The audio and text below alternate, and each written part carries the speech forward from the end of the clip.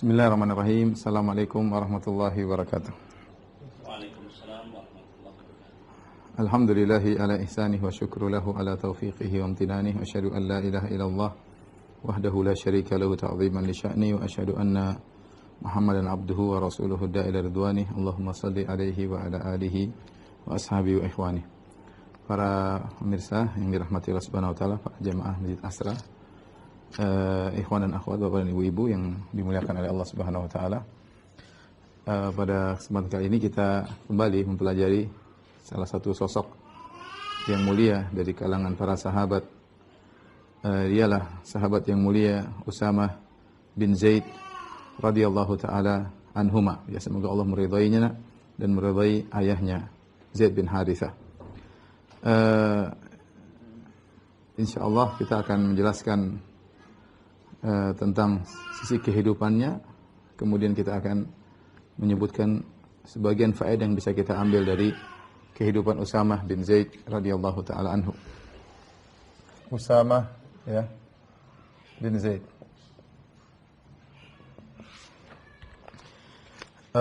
Beliau lahir sekitar 7 tahun sebelum hijrah. Kemudian wafat tahun 54 Hijriah ya. Usamah bin Zaid ya. Adapun sebagaimana kita tahu ya, ayahnya adalah sahabat yang mulia yang sudah pernah kita bahas, Zaid bin Harithah radhiyallahu taala anhu bin Syirahbil ya, Al-Kalbi, orang Arab ya, Al-Kalbi ya. Kemudian ibunya adalah Ummu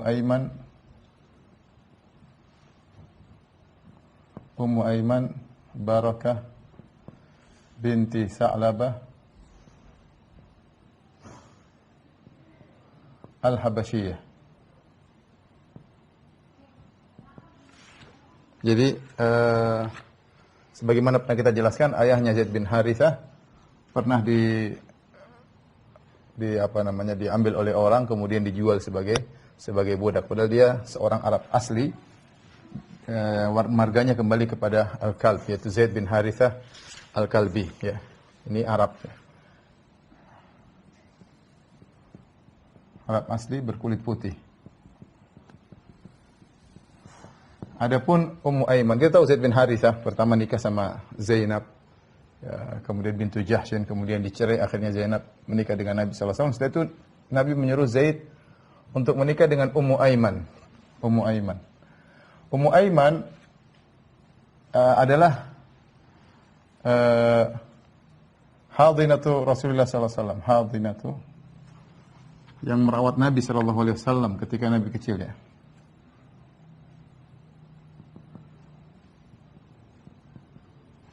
Dan perawat Nabi sallallahu alaihi wasallam. Jadi Ummu Aiman ini adalah wanita Habasyiyah ya, berkulit hitam, karena dari Ethiopia ya. Habasyi maksudnya Ethiopia. Dia dahulunya adalah budak dari ibunya Nabi sallallahu alaihi wasallam, yaitu Aminah bintu Wahab. Kemudian ketika Aminah meninggal dunia, maka diwarisi oleh Nabi sallallahu alaihi wasallam dan merawat Nabi sallallahu alaihi wasallam Ummu Aiman Barakah bintu Sa'labah ya. Kemudian setelah Nabi sallallahu alaihi wasallam menikah dengan Khadijah, maka Nabi memerdekakan Ummu Aiman. Lalu Nabi memerdekakan Ummu Aiman. Ummu Aiman. Oleh karenanya disebut juga dengan Maulat Rasulullah. Maulat Rasulullah itu budak yang pernah dimerdekakan oleh Nabi sallallahu alaihi wasallam, tinggal bersama Nabi sallallahu alaihi wasallam sampai Nabi sallallahu alaihi wasallam meninggal. Nah, Ummu Aiman ini sebelumnya menikah dengan Ubaid bin Harith Al-Khazraji. Ummu Aiman ini sebelumnya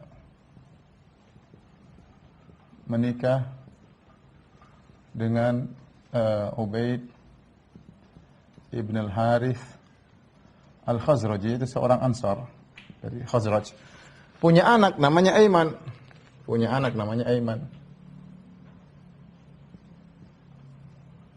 Yaitu Aiman. Nah, berarti Aiman ini adalah saudara dari Usamah ya. Aiman adalah saudara seibu. Berarti Aiman saudara seibu Usamah. Usamah radhiyallahu taala anhu. Aiman wafat, beliau mati syahid dalam perang Hunain ya.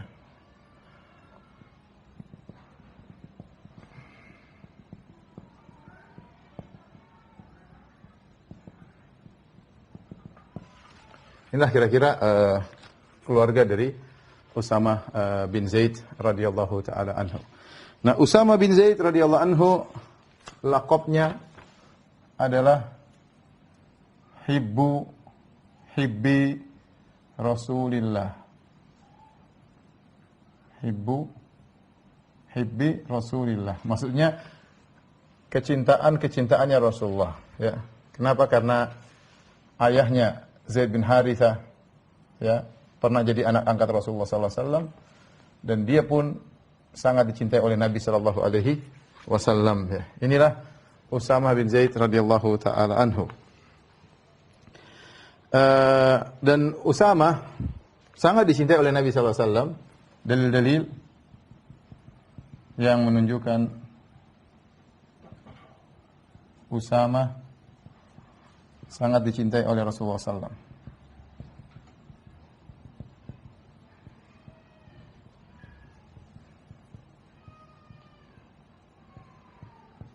Di antaranya banyak dalilnya. Yang pertama,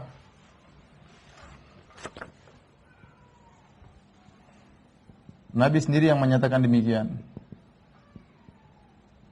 Menyatakan langsung. Dalam banyak hadis ya. Di antaranya Rasulullah SAW bersabda, "Man ahabbani falyuhibba Usamah." Falyuhibba Usamah. Falyuhibba Usamah. Yang artinya, siapa yang mencintaiku,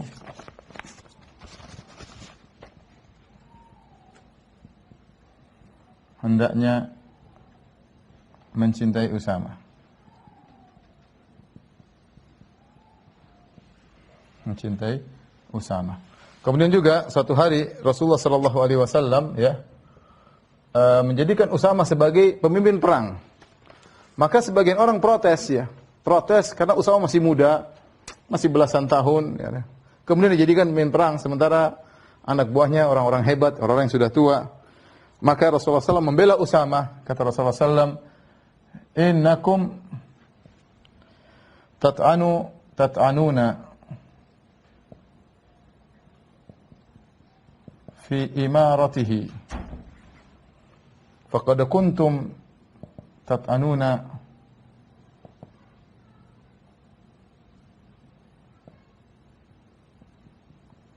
fi imarati abihi."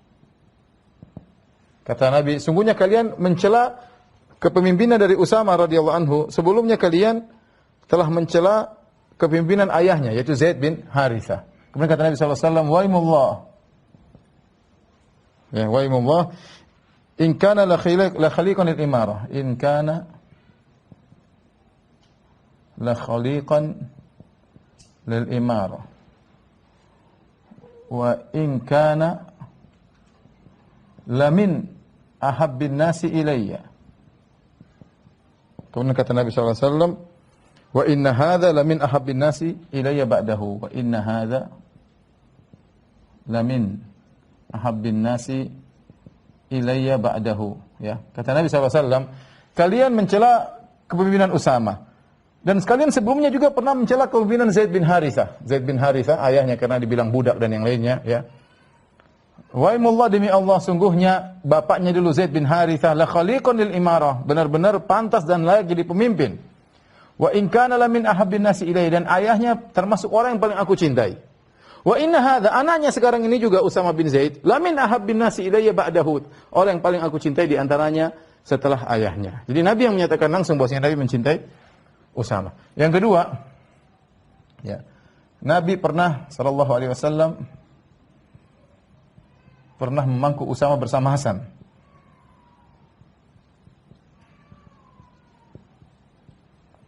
Bersama Hasan, ya. Hasan sebelum ada Husain, ya. Al-Hasan radhiyallahu anhu cucu Nabi SAW mungkin seumuran dengan Usama, ya.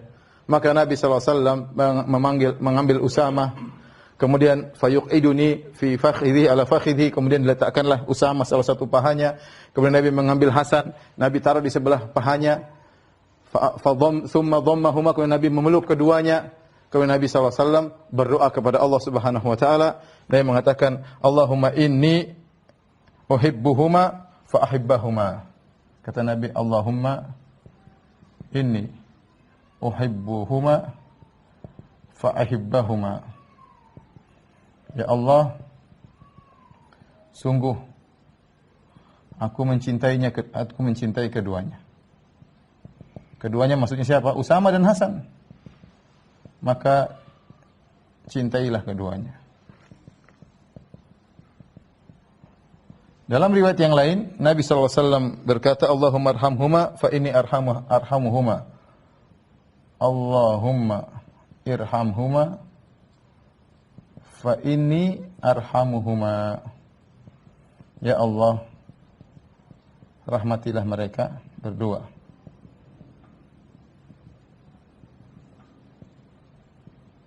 Sesungguhnya aku merahmati mereka, menyayangi mereka berdua. Sungguhnya aku menyayangi mereka berdua.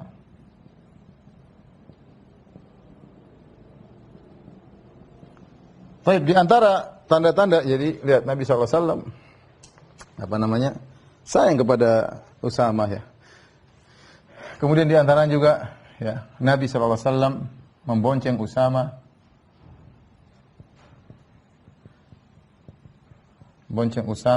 ya, ketika Fatu Makkah. Itu hari yang bersejarah di mana Nabi menaklukkan kota Mekah. Demikian juga Nabi membonceng Usama. Ya. Itu ketika Nabi SAW setelah berdoa di Arafah, matahari sudah tenggelam. Kebiasaan orang-orang haji langsung berjalan menuju ke Muzdalifah, dari Arafah ke Muzdalifah. Tapi Nabi SAW seperti menunggu. Nabi tidak langsung berjalan. Ternyata siapa? Nabi menunggu Usama. Ya, ternyata Nabi menunggu Usama. Kemudian Nabi membonceng Usama berangkat dari Arafah menuju Muzdalifah. Dari Arafah menuju Muzdalifah ketika haji wada, ya. Ketika haji pada tahun 10 Hijriah. Ini menunjukkan cinta Nabi SAW kepada Usama. Kemudian juga di antara yang menunjukkan kecintaan Nabi kepada Usama, ya. Nabi berbinar-binar ketika dikabari oleh ahli nasab, ya. Ahli mengenal, nanti saya jelasin lah, ya, ahli qafiyah, ya, atau ahli qiyafah, qaif, ya. Jadi begini, ya, Usama, jadi Zaid bin Harithah ini Arab asli berkulit putih, ya. Ummu Aiman, ibunya Usama, berkulit hitam. Nah, Usama ikut ibunya. Usama ini orangnya, Usama berkulit hitam, bahkan disebutkan aftas, hidungnya pesek, hidungnya tidak mancung seperti Arab. Hidungnya tidak mancung seperti Arab. Seperti Arab biasanya, ya. Disebut oleh ahli sejarah, tapi kalau dia hitam jelas, ya. Karena bapaknya putih, dianya hitam, maka ada orang yang dulu tidak. Orang-orang munafik berbicara, ini belum tentu anaknya Zaid. Orang-orang munafik bikin muskilah, bikin problem di kota Madinah. Kenapa anaknya hitam, bapaknya putih? Ya wajar ibunya hitam. Ummu Aiman radhiyallahu taala anha, ya. Akhirnya mereka nuduh yang tidak. Suatu hari, saya bacakan hadisnya, satu hari kata Aisyah radhiyallahu taala anha, dakhala Qaifun wa Rasulullah SAW syahidun. Qaif itu seorang yang ahli melihat, misalnya lihat telapak kaki, oh ini nasabnya nyambung nih, oh ini keturunannya nih. Ada suku tertentu ya, seorang Qaif ya, kalau tidak salah namanya Mujazziz Al-Mudliji ya. Jadi dia dari satu suku yang orang Arab mengakui mereka pakar dalam melihat nasab, ini anaknya ini. Kalau ada bingung nanya siapa, dia bisa lihat, oh ini anaknya bapaknya yang ini anaknya ini. Dilihat, jadi mungkin urat-urat dari kakinya, intinya ini ilmu dahulu terkenal di Arab ya. Jadi kata Aisyah radhiyallahu ta'ala anha, ya, dakhala Qaifun Rasulullah SAW syahidun wa Usamah ibn Zaid wa Zaid bin Harithah muttaji'ani. Ketika itu Usamah dan bapaknya sedang berbaring, lagi berselimut. Tidak nampak kecuali kaki-kakinya keluar. Kakinya keluar. Datang orang ini, datang tiba-tiba, kemudian lihat ada dua orang sedang berbaring, dia lihat kakinya. Dia tidak tahu ini siapa. Yang satu hitam, satunya putih. Tetapi orang ini bisa berkesimpulan, kemudian dia berkata, "Inna hadhil aqdam ba'dhuha min ba'd." Ini kakinya saya lihat, ini sebagian dari sebagian yang lain. Maksudnya ini satu nasab. Meskipun satunya hitam, satunya putih. Ya. Fasurra bidzalika Nabi sallallahu alaihi wasallam. Nabi gembira ketika itu. Nabi gembira ya.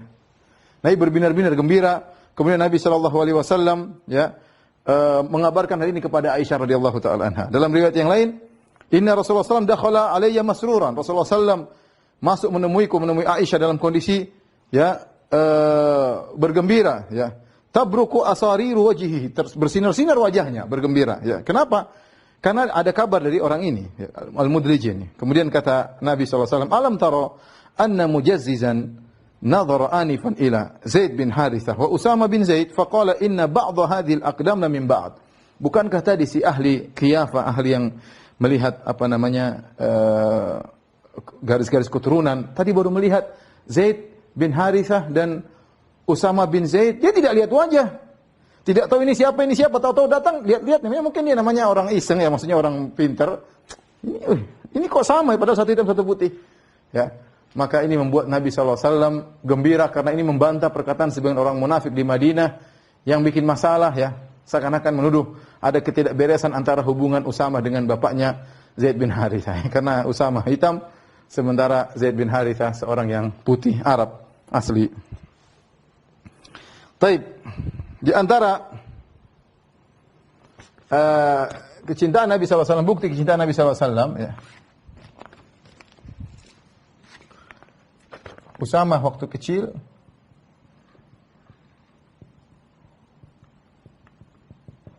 pernah terluka. Lalu Nabi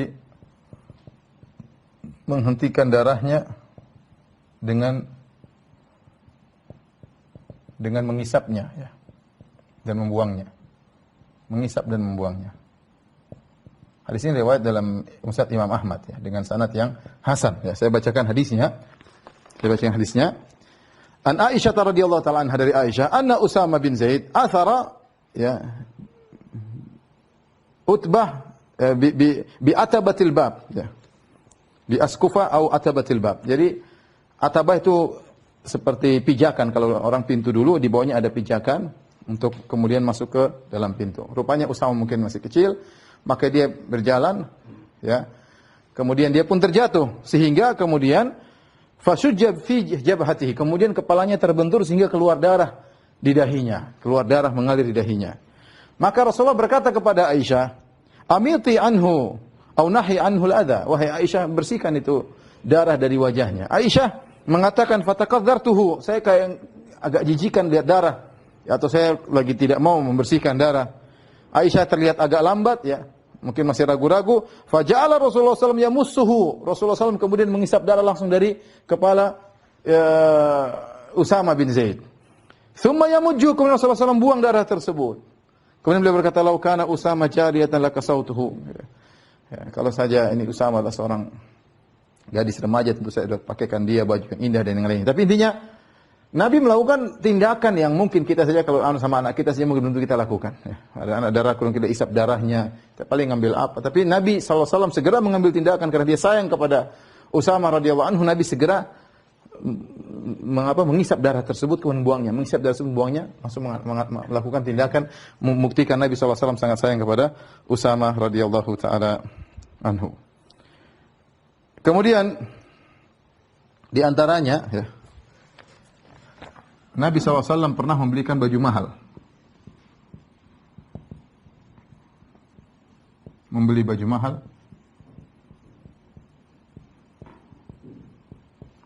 Lalu Nabi berikan kepada Usama.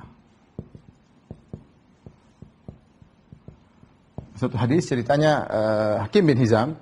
Hakim bin Hizam sangat sayang kepada Nabi SAW. Hakim bin Hizam ponakannya Khadijah radhiyallahu taala anha ya. Maka dia ingin memberikan, dia masih musyrik waktu itu. Dia ingin memberikan hadiah kepada Nabi, maka dia beli baju mahal di Dhiyazan. Di Dhiyazan dia beli. Setelah itu dia kasih hadiah sama Nabi SAW. Ya Rasulullah, ini hadiah. Kata Nabi, enggak. Saya mau beli. Kata dia, enggak ya Rasulullah. Kata Nabi, enggak, saya mau beli. Akhirnya Nabi beli. Harganya mahal. Ya. Dikasih hadiah, Nabi waktu itu lagi pengen beli. Akhirnya Nabi beli. Setelah itu Nabi SAW pakai baju tersebut. Ketika berkhutbah di atas mimbar, maka sangat menawan Nabi SAW dengan baju yang indah tersebut. Setelah Nabi turun dari mimbar, Nabi berikan baju itu kepada Usamah radhiyallahu taala anha. Nabi baru pakai sekali, kemudian dikasih pada Usamah. Ya. Akhirnya suatu hari Hakim bin Hizam ketemu dengan Usamah. Dia mengatakan, wahai Usamah, kau dikasih baju oleh Nabi SAW. Kata, itu baju Dhiyazan, ya baju yang mahal. Kata Usamah, iya. Ya. Mungkin dia beli nama seorang dari namanya Dhiyazan atau semisal itu. Ya. Kata Usamah, iya. Saya lebih baik daripada Dhiyazan dan bapakku lebih baik daripada bapaknya. Ya. Jadi intinya Usamah disayang oleh Nabi sampai dibelikan baju yang mahal, dihadiahkan kepada Usamah bin Zaid. Di antaranya juga ya, tanda kecintaan Nabi SAW, ya, Nabi menyuruh Fatimah binti Qais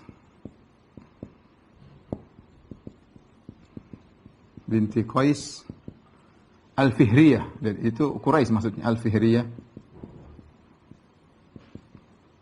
untuk menikah dengan Usama. Saya bacakan hadisnya ya.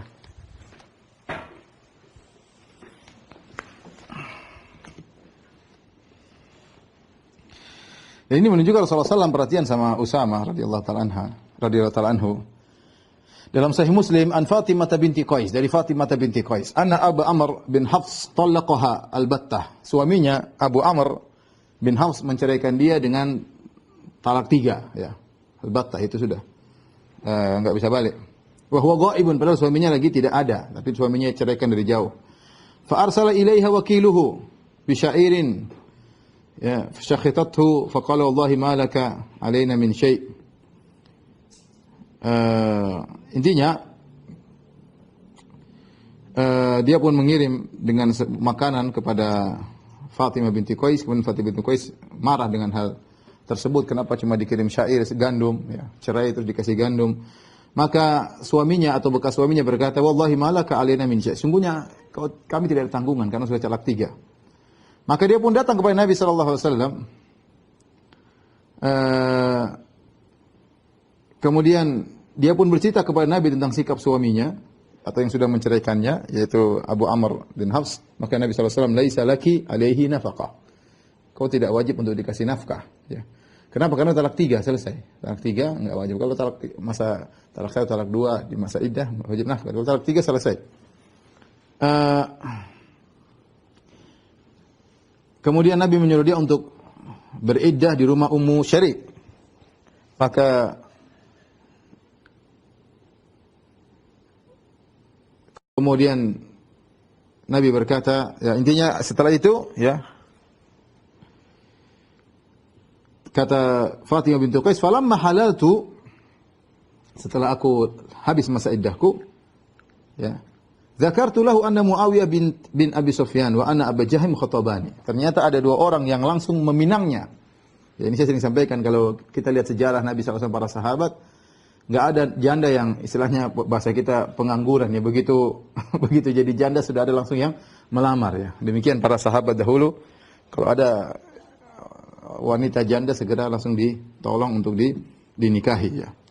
Maka kemudian datanglah Muawiyah bin Abi Sufyan ya, Quraisy, untuk meminang Fatimah, melamar, melamar. Wa Abu Jaham juga melamar sekalian. Maka dia minta pendapat Rasulullah sallallahu alaihi wasallam. Bagaimana dengan dua orang ini? Siapa yang harus saya pilih? Apakah Muawiyah atau Abu Jaham? Maka kita tahu orang ditanya, maka harus amanah ya. Apalagi Rasulullah sallallahu alaihi wasallam. Maka Rasulullah SAW menyebutkan keburukan, dua sisi keburukan dari kedua orang itu.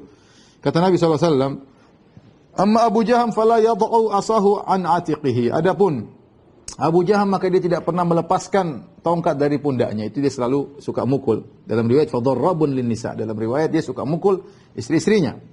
Wa amma Muawiyah, adapun Muawiyah fasu'lukun la malalahu. Muawiyah miskin, tidak punya harta. Susah nikah sama orang tidak punya harta. Kemudian kata Nabi sallallahu alaihi wasallam, "Inkahi Usamah bin Zaid." Hendaknya kau menikah dengan Usamah bin Zaid. Subhanallah. Kata Fatimah, "Fakarihtuhu." Aku benci dengan Usamah. Ya, beda jauh lah. Si Fatimah ini binti Qais Quraisyah dari Fihr ya. Quraisyah, kemudian mungkin cantik berkulit putih. Suruh menikah dengan Usamah yang berkulit hitam dan bukan dari Quraisy, yaitu nasabnya martabatnya di bawah ya. Tapi dia mengatakan fakarihtuhu. Ya, dalam riwayat yang lain ya. Fatimah berkata, Usamah kayak dia kayak merendahkan. Nikah Usamah. Ya, faqalat biyadi hakadha. Usamah ya. Kayaknya tidak mau kepada Usamah. Nabi ulangi lagi, "Inkahi Usamah." Nikahlah dengan Usamah. Dalam riwayat kata Nabi sallallahu alaihi wasallam, "Ta'atullahi wa ta'atu rasulihi khairun laki." Kau taat kepada Allah dan kau taat kepada Rasulullah lebih baik bagimu. Kata Fatimah bintu Qais, "Fatazawwajtuhu." Akhirnya aku menikah dengan Usamah bin Zaid.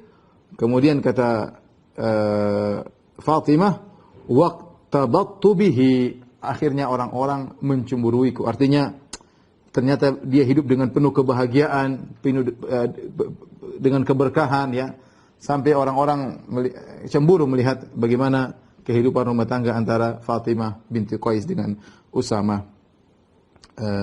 bin Zaid radhiyallahu taala anhu. Baik, ini menunjukkan bagaimana sayangnya Nabi sallallahu alaihi wasallam kepada Usamah, bahkan istrinya pun Nabi sallallahu alaihi wasallam yang carikan. Tolong dihapus. Mungkin diarahkan dulu biar yang mau foto bisa foto. Tapi para pemirsa yang dirahmati Allah Subhanahu wa taala.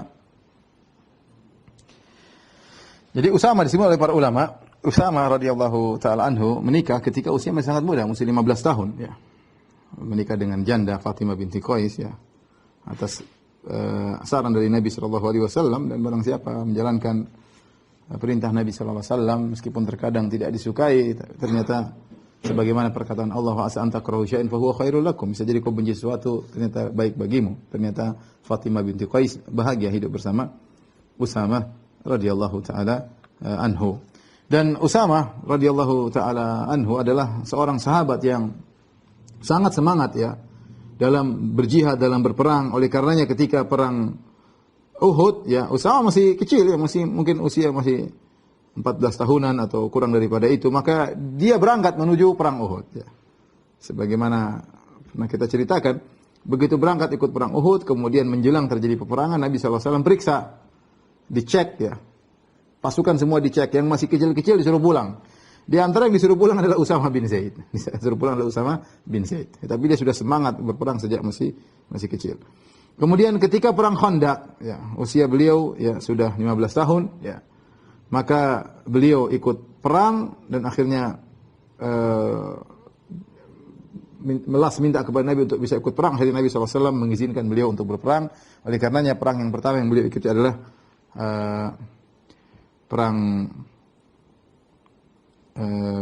perang Khandaq ya, pada tahun 5 Hijriah. Ya. Kemudian di antara peristiwa yang beliau ikut juga, beliau ikut bersama ayahnya dalam perang Mu'tah. Kita tahu Ghazwah Mu'tah. Rasulullah SAW menyuruh 3 pemimpin. Yang pertama Zaid bin Harithah. Kemudian kalau Zaid meninggal, in qutila Zaidun fa Ja'far bin Abi Talib, wa in qutila Ja'far fa Abdullah bin Rawaha. Kalau Zaid bin Harithah bapaknya Usamah meninggal dunia, maka gantinya adalah Ja'far bin Abi Talib. Kalau Ja'far bin Abi Talib meninggal dunia, maka yang gantinya Abdullah bin Rawaha. Kita tahu ketika Zaid bin Harithah berangkat, sudah pernah kita sampaikan, orang juga sebagian protes. Gimana budak? Zaid bin Harithah kan budak statusnya. Budak tapi dibebaskan ya. Meskipun dia Arab tapi dia pernah diperbudak. Gimana budak jadi pemimpin ya? Tapi Nabi tetap bersikeras Zaid yang menjadi pemimpin. Dan ketika itu Usamah bin Zaid ikut serta dalam perang tersebut. Kemudian ayahnya yang pertama kali gugur dari 3 pemimpin tersebut. Ayahnya Zaid bin Harithah wafat. Ya, dan Usamah melihat kejadian tersebut, ayahnya meninggal dalam medan pertempuran. Kemudian Usamah bin Zaid juga ikut serta dalam perang Hunain ketika Nabi SAW masuk dalam medan pertempuran ya, di awal-awal kaum muslimin kalah ya. Kata Allah Subhanahu wa taala, laqad nasarakumullahu fi mawatin katsira wa yawma hunainin idza ajabatkum kathratukum falam tughni ankum syai'a wa dhaqat 'alaikumul ardu bima rahubat thumma wallaytum mudbirin. Kata Allah, sungguh Allah telah menolong kalian dalam banyak peperangan. Namun tatkala perang Hunain, kalian merasa kagum dengan jumlah kalian yang banyak. Kalau nggak salah pasukan kaum muslimin 12.000 kalau nggak salah. Ya, kemudian biasanya sampai seorang berkata lan nuglaba min khillah, lan nuglabal yawma min khillah. Kita tidak mungkin kalah karena jumlah kita sangat banyak. Maka fasyaqqa dzalika ala Nabi sallallahu alaihi wasallam. Nabi mendengar perkataan tersebut, Nabi merasa berat. Dan ternyata benar. Ketika Nabi terjebak kemudian di atas orang pada menyerang, ketika itu sebagian sahabat kabur. Banyak yang kabur sementara lari dari tempat siraman hujan anak panah, sementara Nabi bertahan. Nabi bertahan dengan segelintir orang. Nabi berkata, "Ana nabiyyun la kadzib, ana ibnu Abdul Muttalib." Nabi berteriak, "Aku adalah nabi, seorang nabi dan aku tidak berdusta dan aku adalah putranya, cucunya Abdul Muttalib." Maka Nabi maju, Nabi tidak mundur. Sahabat pada ini menunjukkan keberanian Nabi sallallahu alaihi wasallam. Di antara ada segelintir sahabat sedikit yang menjaga Nabi sallallahu alaihi wasallam ketika itu, ya. Di antaranya Usamah bin Zaid. Biasanya Abbas bin Abdul Muttalib paman Nabi sallallahu alaihi wasallam. Di antaranya Abu Sufyan bin Harith. Ya. Kemudian 6 orang yang lainnya yang juga di sekeliling Nabi sallallahu alaihi wasallam menjaga Nabi, di antaranya Usamah bin Zaid, dan ini yang menunjukkan tentang kemuliaan Usamah bin Zaid radhiyallahu taala anhu. Baik. Di antara kejadian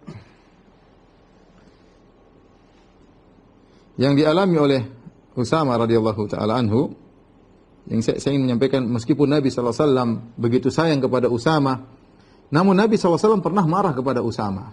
2 peristiwa besar yang dialami oleh Usamah membuat Nabi SAW marah kepada Usamah. Ya. Di antaranya, ya, menjelang, yaitu 2 tahun sebelum Nabi SAW wafat, Nabi SAW pernah mengirim Usamah sebagai pemimpin Sariyah. Sariyah itu pasukan kecil yang Nabi tidak ikut serta dalam pasukan tersebut. Kemudian Usamah dijadikan pemimpin. Ya mungkin Usamah masih umur 17 tahun, masih 16 tahun. Sekitar 17-an tahun lah. Dan ini adalah pertama kali beliau menjadi pemimpin perang, meskipun pasukan kecil. Ya. Kemudian Usamah bercerita, "Ba'athana Rasulullah SAW sariyatan ila al-huraqat, ya, fanadhiru bina faharabu wa adrakna rajulan falamma ghashinahu qala la ilaha illallah." Intinya terjadi peperangan. Kemudian kami perangi, kami lawan mereka, mereka kabur, ya. Mereka kabur. Disebutkan dalam riwayat yang bahwasanya ada 1 orang yang dia ini hebat dalam bertempur. Dia bunuh kaum muslimin, bunuh sana, bunuh sini, bunuh sana. Akhirnya Usamah bertekad untuk mengejar orang ini. Akhirnya Usamah dan seorang Ansari mengejar orang ini dan dapatlah, mereka berdua mendapati orang ini, kemudian tinggal dibunuh. Falamma ghasyainahu, tatkala kami akan membunuhnya, tiba-tiba orang ini berkata la ilaha illallah. Ya, la ilaha illallah. Fa amsakal Ansari, seorang sahabat dari kaum Ansar, ketika mendengar dia mengucap la ilaha illallah, dia enggak jadi, dia tahan diri. Usamah lanjutin aja, Usamah selesaikan bunuh orang tersebut. Kemudian setelah itu kabar sampai kepada Nabi sallallahu alaihi wasallam. Dalam riwayat Usamah cerita kepada Nabi sallallahu alaihi wasallam, ya. Maka Nabi pun marah kepada Usamah. Padahal Usamah Nabi sangat cinta, tapi Usamah melanggar, ya. Kemudian Nabi berkata kepada Usamah, "Aqataltahu ba'da an qala la ilaha illallah? Aqataltahu ba'da an qala la ilaha illallah?" Apa kau berani bunuh dia wahai Usamah sementara dia sudah mengucapkan la ilaha illallah? Kemudian Nabi berkata lagi, "Man laka bi la ilaha illallah yaumil qiyamah?" Siapa yang membela engkau pada hari kiamat kalau berhadapan dengan la ilaha illallah? Orang yang kau bunuh ini mengucapkan la ilaha illallah. Siapa yang membela engkau wahai Usamah? Ya. Maka Usamah berusaha menjelaskan, ya, karena kondisinya orang ini tadi bunuh kaum muslimin, dan dikejar masih melawan, ketika mau mati baru bilang la ilaha illallah. Zahirnya orang ini ingin menyelamatkan diri. Zahirnya. Kenapa dia habis bunuh kaum muslimin, dikejar masih melawan, ketika mau mati baru bilang la ilaha illallah. Maka Usama berkata, "Inna maqalaha makhafatas silah wal qatl." Sungguhnya dia itu mengucapkannya ya karena takut dengan pedang dan takut dibunuh. Ya Rasulullah, dia itu mengucapkan gitu karena takut dibunuh. Ya. Maka Nabi marah, Nabi berkata, "Ala syaqaqta an qalbihi?" Apa kau sudah buka dadanya? Hatta ta'lamu min ajli dzalika. Sehingga kau tahu dia memang mengucapkan tersebut gara-gara ingin selamat saja. Amlaman laka bila ilaha illallah yaumil qiyamah, dan siapa yang bela engkau pada hari kiamat dengan la ilaha illallah, wahai Usama. Ya. Sampai kata Usama, ya, "Fama zala yaqulu dzalika hatta wadittu anni lam uslim illa yauma idzin." Nabi ngulang-ulangi, kenapa kau membunuhnya wahai Usama? Bagaimana dengan la ilaha pada hari kiamat kelak? Nabi ulang-ulang, berarti Nabi marah. Sampai aku berangan-angan seandainya aku baru masuk Islam tatkala itu. Karena subhanallah saking marahnya Nabi sallallahu alaihi wasallam. Ini di antara, meskipun Nabi sallallahu alaihi wasallam cinta kepada Usama, tapi kalau sudah masalah hukum, masalah syariat, maka Nabi harus tegas. Ya, kita pun demikian, kita sayang sama orang, tapi kalau orang tersebut bersalah, kita harus tegas, kita harus nasihati. Sayang kepada istri, sayang kepada anak, sayang kepada kawan, sayang kepada sahabat, ya, kita harus tegas, ya. Demikian juga kisah yang lain tentang Imra'atun Makhzumiyah, ya. Ahamma Quraisyan sya'nu al-Makhzumiyah. Jadi ada seorang dari Bani Makhzum. Kita tahu Bani Makhzum adalah kabilah yang tinggi di Quraisy. Quraisy banyak kabilahnya. Di antara kabilah yang top 2 itu kabilah Bani Hashim sama kabilah Bani Makhzum yang sering bersaing. Kabilah Bani Hashim kabilahnya Nabi Muhammad SAW. Kabilah Bani Makhzum adalah kabilahnya Abu Jahal, ya, Khalid bin Walid dan yang lainnya, ya. Jadi ini 2 kabilah yang hebat. Ternyata ada seorang wanita dari Bani Makhzum yang mencuri, dan tahu kalau sudah laporan sampai kepada Nabi SAW bahwasanya ada orang mencuri, maka harus ditegakkan hukum had. Harus ditegakkan hukum had, ya. Maka akhirnya sampailah hal ini kepada para sahabat. Mereka jadi bingung, apa yang harus kita lakukan ini, terutama orang Quraisy ini dari Quraisy. Akhirnya mereka, gimana, siapa yang man yajru, ya. Kata mereka, siapa yang berani ngomong kepada Nabi sallallahu alaihi wasallam, ya. Siapa yang berani ngomong kepada Nabi sallallahu alaihi wasallam, man yajru alaihi illa Usama bin Zaid, ibu Rasulillah. Siapa yang berani memberi syafaat kepada Nabi untuk wanita ini kecuali Usama, kekasih Nabi SAW, kecintaan Nabi SAW. Para sahabat pun tahu Usama hibbu Rasulillah, dicintai oleh Nabi SAW. Akhirnya mereka datang kepada Usama. Mereka, Usama ini wanita Quraisyiyah, ya, mencuri. Coba ngomong sama Nabi SAW agar tidak ditegakkan hukum had atau ada keringanan atau yang lainnya. Akhirnya Usama pun, ya mungkin karena kasihan, Usama pun maju kepada Nabi SAW. Kemudian Usama ngomong kepada Nabi SAW agar meringankan hukuman kepada wanita ini. Ketika itu Nabi SAW marah. Fatalawwana wajhun Nabi SAW. Wajah Nabi berubah. Nabi marah, Nabi berkata, "Atashfa'u li haddin min hududillahi ya Usama." Wahai Usama, kau beri syafaat untuk menjatuhkan hukum had yang Allah tegakkan, ya Usama. Rasulullah SAW marah. Ya Usama, kau memberi syafaat untuk hal ini. Kemudian ketika waktu sore Nabi SAW berkhutbah di atas mimbar, umumkan hal ini kepada orang-orang seluruhnya, kepada para sahabat. Kemudian Nabi berkata, "Innama ahlaka man kana qablakum. Kanu idza saraka fihim ad-dha'if aqamu 'alaihi al-had. Wa idza saraka fihim asy-syarif tarakuh." Kata Nabi, sungguhnya yang telah membinasakan umat-umat sebelum kalian, kalau ada orang yang miskin atau orang lemah yang enggak punya kedudukan mencuri, maka mereka tegakkan hukum had. Tapi kalau ada orang mulia yang mencuri atau melakukan pelanggaran, tidak ditegakkan hukum had. Ini yang menyebabkan kebinasaan suatu kaum. Kemudian Nabi SAW mengatakan, "Waimullah, lau kana Fatimatu binti Rasulillah sallallahu alaihi wasallam, lau anna Fatimata binta Muhammadin sallallahu alaihi wasallam sarakat laqata'tu yadaha." Demi Allah, seandainya Fatimah putri Muhammad mencuri, aku akan potong tangannya, kata Nabi SAW. Sini Nabi marah kepada Usama. Jadi subhanallah, ya, ini seorang tatkala mencintai yang lain, bukan berarti kecintaan yang akan membuat dia tidak adil. Nabi tetap adil, ya. Bahkan kepada Usama, Nabi SAW pun tetap marah kepada Usama radhiyallahu ta'ala anhu. Kemudian di antara kejadian, ya, sebelum menjelang wafatnya Rasulullah SAW pada tahun 11 Hijriah, Rasulullah SAW menyiapkan pasukan perang untuk melawan Romawi, Ya, enggak gampang melawan Romawi ya. Romawi pasukan terkenal kuat. Ya, apalagi ayahnya Usamah tahun 8 Hijriah dalam perang Mu'tah kemudian terbunuh. Waktu itu pasukan Mu'tah kan 3.000 lawan 200.000. Ini sekarang menyerang kembali orang-orang Romawi ya. Berbadan tegap dan besar. Maka ketika itu Nabi menyiapkan pasukan. Kemudian Nabi mengangkat Usamah menjadi pemimpin. Sama jadi pemimpin. Umur beliau ada yang mengatakan 15 tahun, ada yang mengatakan 20 tahun. Sementara anak buahnya siapa? Ada orang-orang hebat. Ada orang besar di kalangan para sahabat. Siapa di antara anak buah pasukan tersebut? Ada Abu Bakar As-Siddiq radhiyallahu anhu. Kemudian ada Umar bin Khattab radhiyallahu anhu. Ada Sa'ad bin Abi Waqqas yang jadi pemimpin Usamah. Ya, Nabi punya aturan sendiri ya. Ada Abu Ubaidah bin Jarrah. Orang-orang dia masuk surga semuanya. Ada Abu Bakar, Umar, Sa'ad bin Abi Waqqas, ya. Abu Ubaidah bin Jarrah ya, dan para sahabat-sahabat yang mulia. Ya. Ketika itu umur beliau belum lewat 20 tahun. Nabi menyuruh agar kuda dibawa sampai menginjakkan kaki kuda di Balqa dan Qal'ah Jarum. Nabi tempatkan 2 tempat suruh datang ke sana. Yaitu dekat Gaza di daerah Palestina untuk sampai ke sana. Tatkala pasukan sudah siap berangkat, ternyata Rasulullah SAW sakit. Sebutkan pasukan sudah mulai berjalan ya. Kemudian kalau tidak salah sampai di Jurf ya. Saya agak lupa riwayatnya, kalau tidak salah sampai Jurf. Kemudian kabar Nabi sakit, maka pasukan berhenti dulu. Nabi sakit. Kemudian akhirnya Nabi SAW meninggal dunia ketika itu. Ya. Sebelum Nabi SAW meninggal dunia, sempat Usamah balik ketemu dengan Nabi SAW. Kata Usamah, "Walamma thaqula ala nabiyillah." Ya, al-marad. Tatkala penyakit semakin berat kepada Nabi SAW, "Aqbaltu alaihi." Aku pun datang menemui Nabi. "Wa aqbalan nasu ma'i."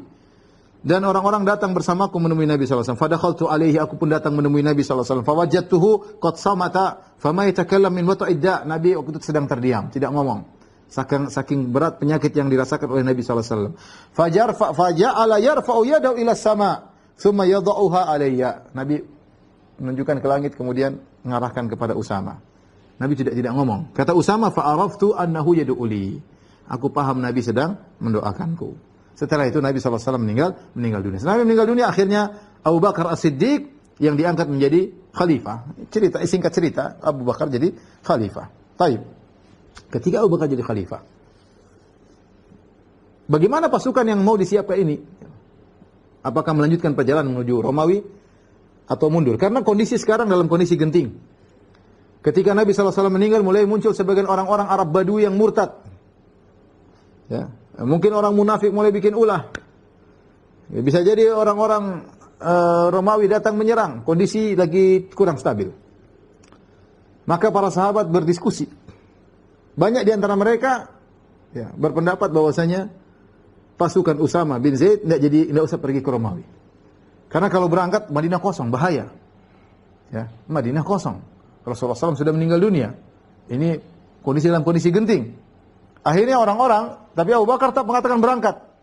Saya tidak mungkin mengagalkan pasukan yang sudah dikirim oleh Rasulullah SAW. Enggak mungkin, kata Abu Bakar.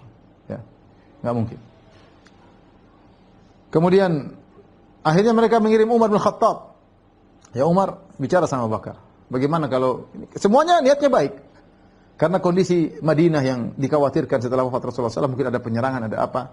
Ya, apalagi kalau para sahabat berangkat dengan pasukan yang banyak, Madinah kosong, tidak ada yang jaga. Akhirnya Abu Bakar pun ngomong sama Umar ngomong sama Abu Bakar tetap bersikeras ya. Bahkan Abu Bakar berkata, seandainya ya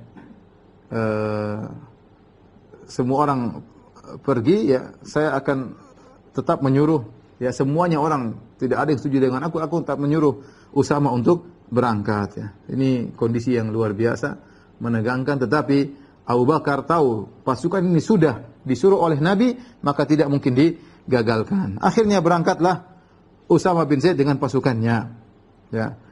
Kemudian ketika pasukan akan berangkat, maka Abu Bakar radhiyallahu anhu datang kepada Usamah, dan Usamah sedang naik di atas kudanya atau di atas tunggangannya.